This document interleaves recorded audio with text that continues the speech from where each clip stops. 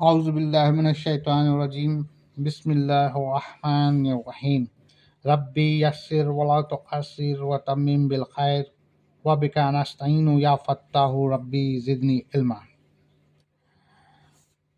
سورہ البقرہ آیت 150 اور اس کے آگے کی ترجمہ۔ بسم اللہ الرحمن الرحیم۔ اے لوگو جو ایمان لائے ہو، صبر اور نماز سے مدد لو۔ اے لوگو جو ایمان لائے ہو، صبر اور نماز سے مدد لو، اللہ صبر کرنے والوں کے ساتھ ہے۔ اور جو لوگ اللہ کی راہ میں مارے جائیں انہیں مردہ نہ کہو، ایسے لوگ تو حقیقت میں زندہ ہیں مگر تمہیں ان کی زندگی کا شعور نہیں ہوتا۔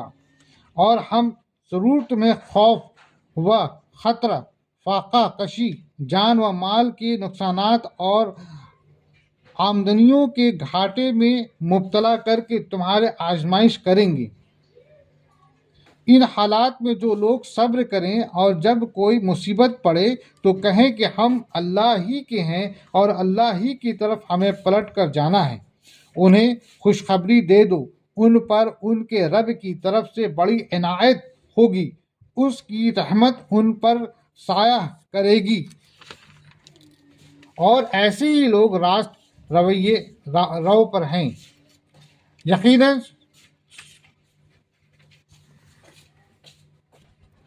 اور ایسے ہی لوگ راستے رو ہیں۔ یقیناً صفا اور مروہ اللہ کی نشانیوں میں سے ہے، لہٰذا جو شخص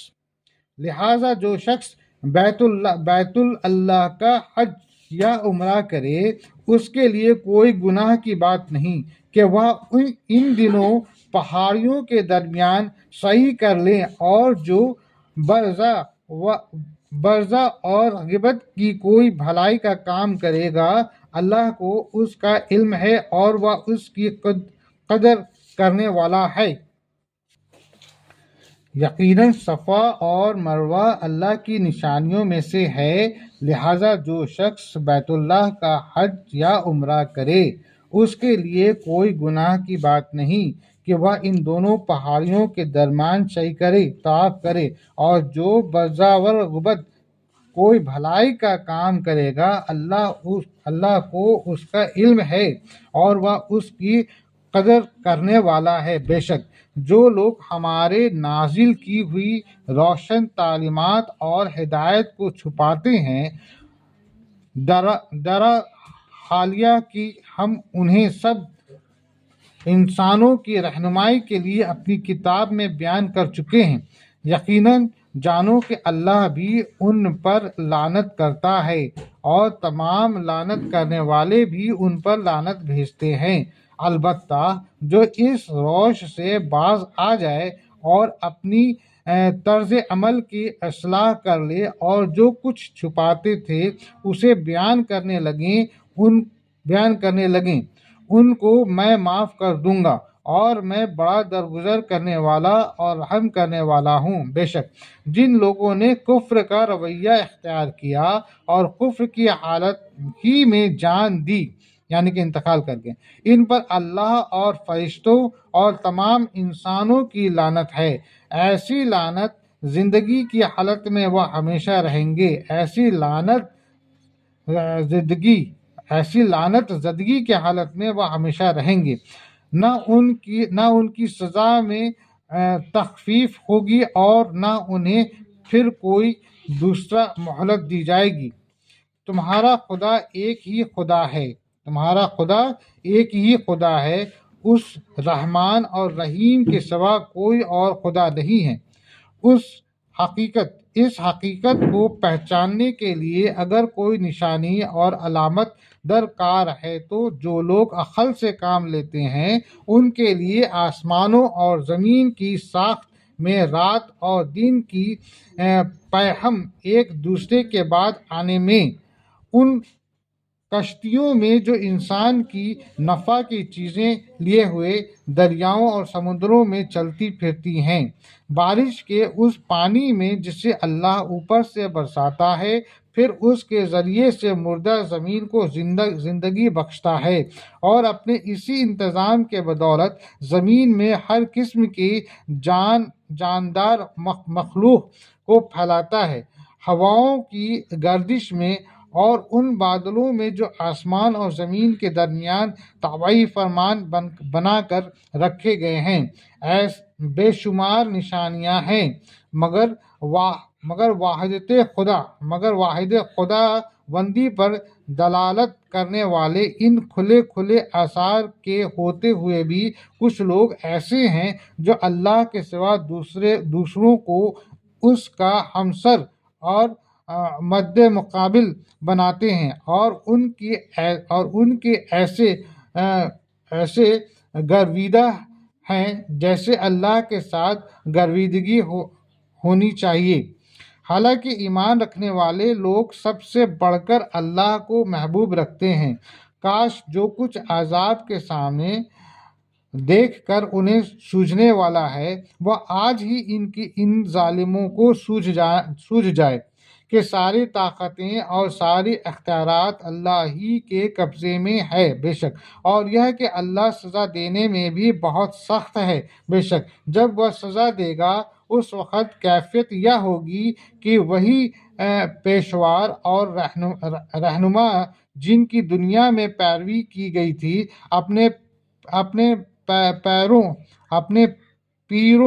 پیروں سے بے تعلق ظاہر کریں گے، مگر سزا پا کر رہیں گے، اور ان کے سارے اسباب دو سائل کے سلسلہ کٹ جائے گا۔ اور وہ لوگ جو دنیا میں ان کی پیروی کرتے تھے کہیں گے کہ کاش ہم کو پھر ایک موقع دیا جاتا تو جس طرح آج یہ ہم سے بیزار ظاہر کر رہے ہیں ہم ان سے بیزار ہو کر دکھا دیتے۔ یوں اللہ ان لوگوں کے وہ اعمال جو یہ دنیا میں کر رہے ہیں ان کے سامنے اسی طرح لائے گا کہ یہ حسرتوں اور پشیمانیوں کے ساتھ ہاتھ ملتے رہیں گے مگر آگ سے نکلنے کی کوئی راہ نہ پائیں گے۔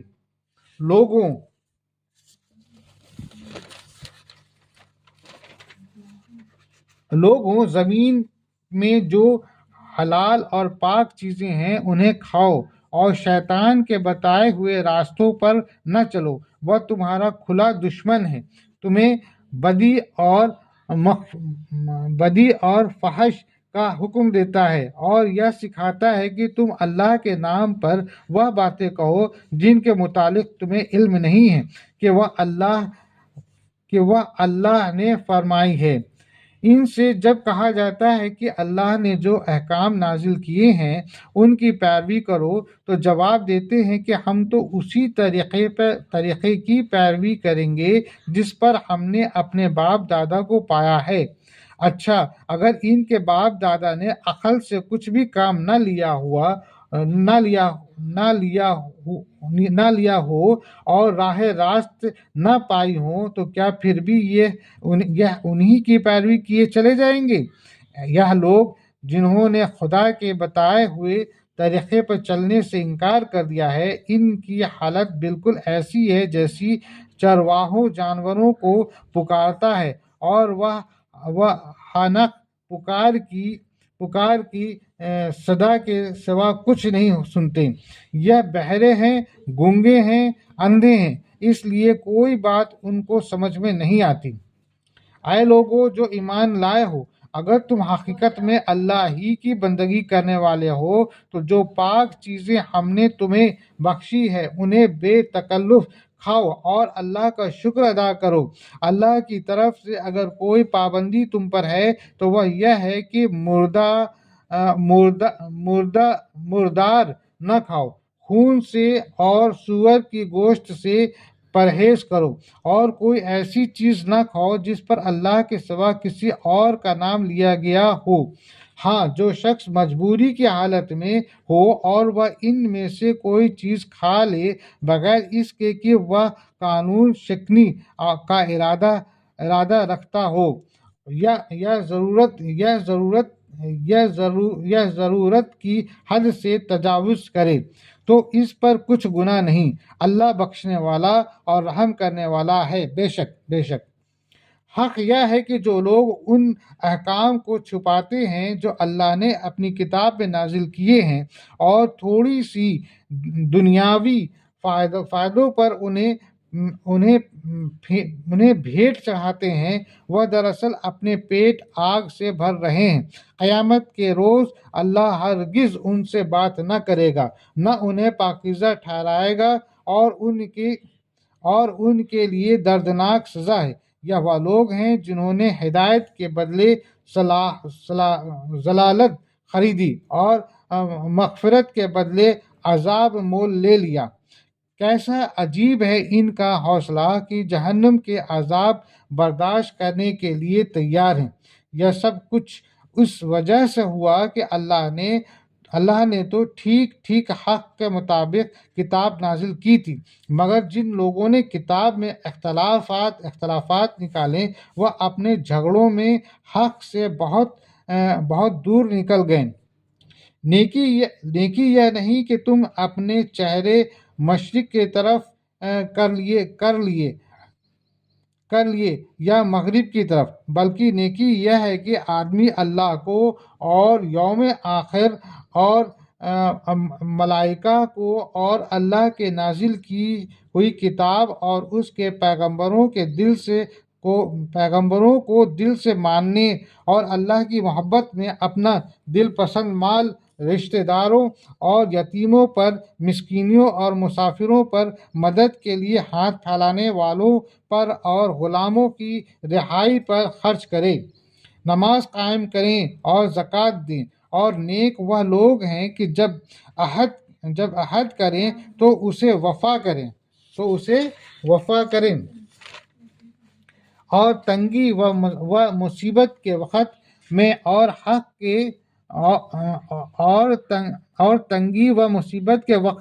میں اور حق و باطل کی جنگ میں صبر کریں۔ یہ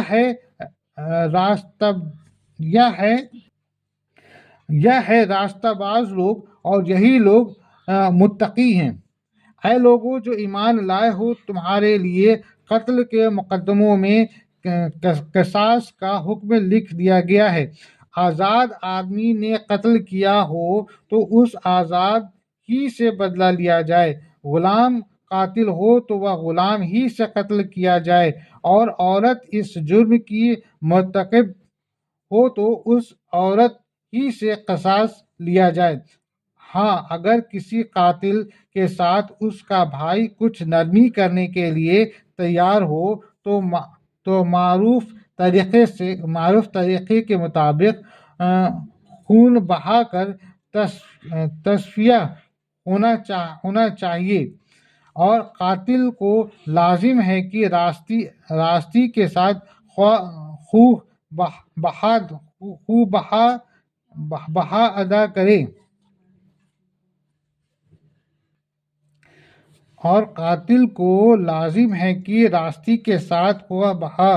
ادا کرے، یعنی مقتول اگر معاف کرنا چاہے تو قاتل کو معاف کر سکتا ہے، بشرطے کہ قاتل اس کا جو ہے کہ خرچہ دے یا جو بھی کنڈیشن اپلائی کیا جائے۔ یہ تمہارے رب کی طرف سے تخفیف اور رحمت ہے، اس پر بھی جو زیادتی کرے اس کے لیے دردناک سزا ہے۔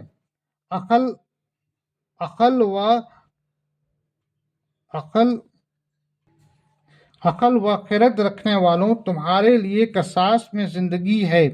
امید ہے کہ تم اس قانون کے خلاف ورزی سے پرہیز کرو گے۔ تم پر فرض کیا گیا ہے کہ جب تم میں سے کسی کی موت کا وقت آئے اور وہ اپنے پیچھے مال چھوڑ رہا ہو تو والدین اور رشتہ داروں کے لیے معروف طریقے سے وصیت کرے، یہ حق ہے متقی لوگوں پر۔ پھر جنہوں نے وصیت سنی اور بعد میں اسے بدل ڈالا تو اس کا گناہ ان بدلنے والوں پر ہوگا۔ اللہ سب کچھ سنتا اور جانتا ہے۔ بے شک البتہ جس کو یہ اندیشہ ہو کہ وصیت کرنے والے نے نادانستہ یا قصداً حق تلفی کی ہے اور پھر معاملے سے تعلق رکھنے والوں کے درمیان وہ اصلاح کرے تو اس پر کچھ گناہ نہیں ہے۔ اللہ بخشنے والا اور رحم فرمانے والا ہے۔ بے شک اے لوگو جو ایمان لائے ہو، تم پر روزے فرض کر دیے گئے ہیں جس طرح تم سے پہلے انبیاء کے پیروں پر فرض کیے گئے تھے۔ اس سے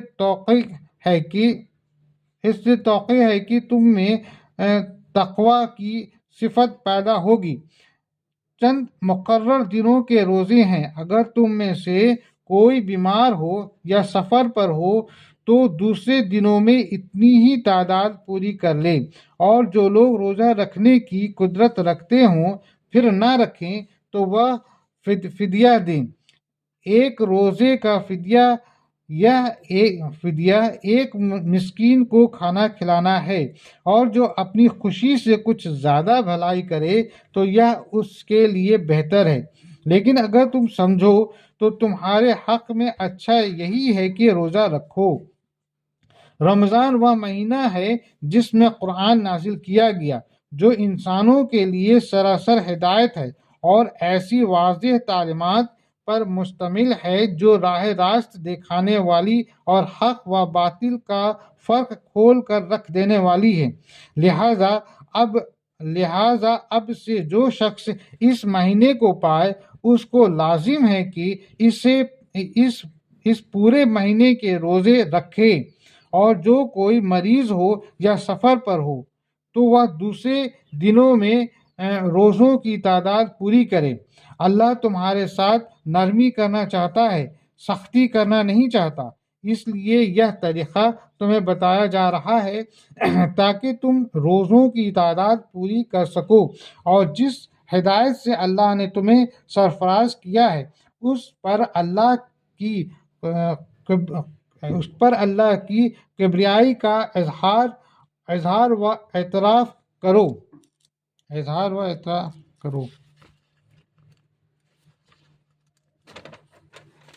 اور شکر گزار بنو۔ بے شک صدق اللہ العظیم۔